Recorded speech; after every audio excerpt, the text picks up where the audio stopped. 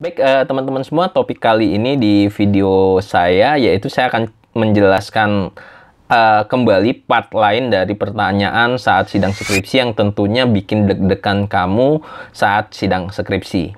Nah, mungkin video-video pertanyaan sidang skripsi ini ada beberapa di video saya. Tentunya ini pertanyaan yang berbeda dan patut kalian tonton sampai habis. Oke, teman-teman, perkenalkan saya Roby Lendra. Selamat datang di YouTube channel saya.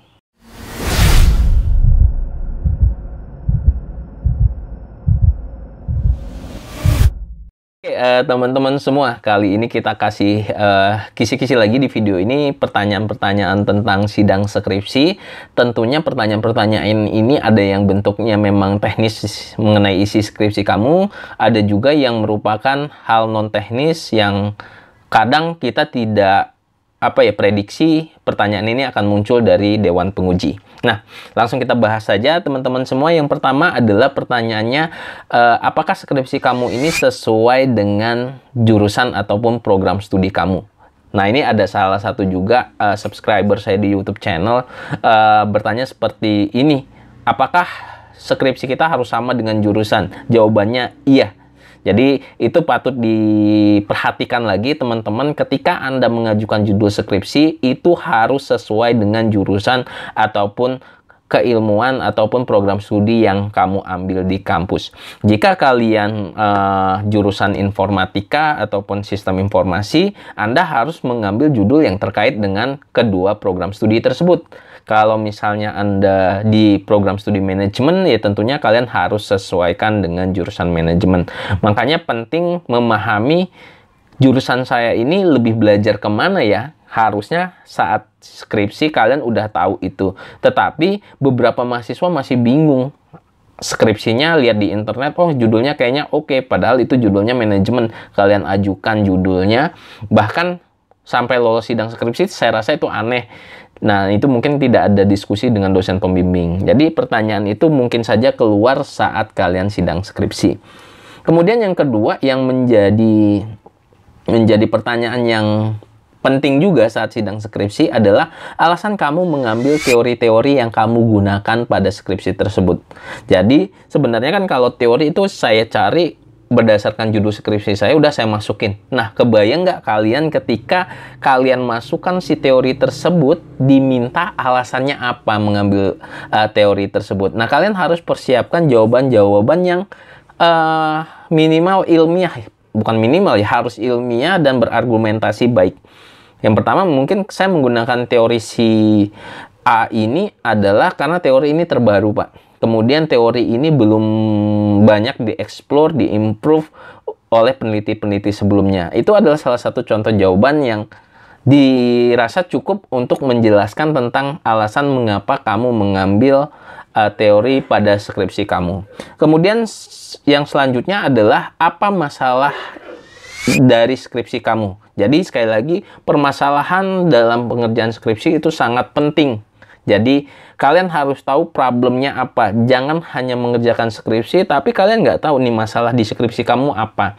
Karena sekali lagi, permasalahan itu merupakan suatu bagian poin penting. Dan tentunya kita bisa menyelesaikan permasalahan tersebut dengan keilmuan kita. Nah, itu kalian harus punya alasan dan mengetahui masalah-masalahnya apa.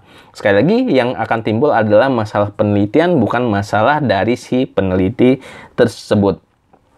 Kemudian ketika sidang skripsi, dosen penguji itu pasti membaca judul skripsi kamu dan kemudian mencari di tempat-tempat hasil penelitian, repository ataupun Google Scholars, dan mengecek apakah judul penelitian kamu itu udah banyak diangkat oleh orang lain. Nah, jika ketemu dengan penelitian lain yang mengangkat judul yang sama dan banyak, itu pasti ditanya, kenapa saya mencari penelitian ini udah banyak yang sama, kenapa alasan kamu mengangkat judul ini?